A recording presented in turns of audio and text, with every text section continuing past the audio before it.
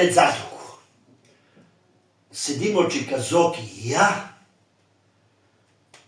и он се некако беше счиселил у фацу, нешто му не беше потаман.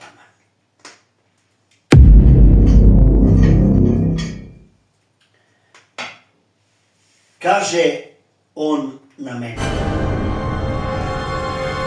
Беше зимско време.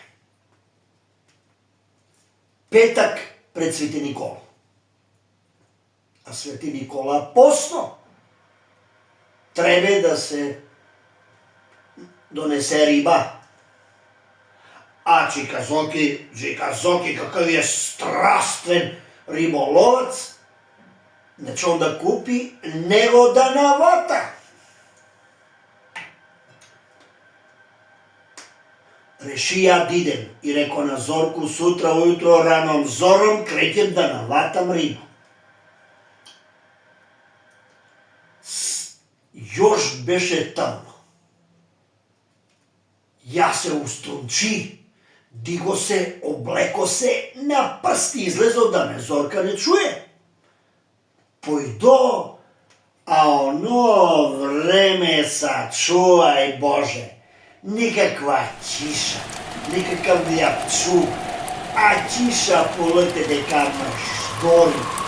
Ја појдо, излезо гор до Аџиско гумно, ма зајеби го.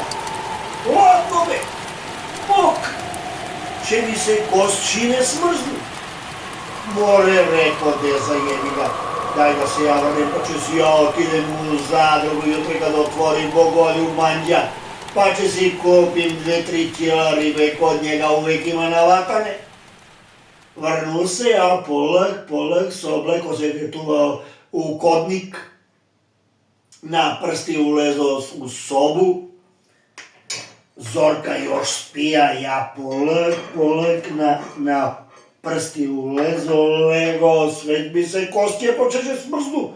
И ја улазим, легам у креветат, зависе со сиорганат и реко, јебага, какво е студено.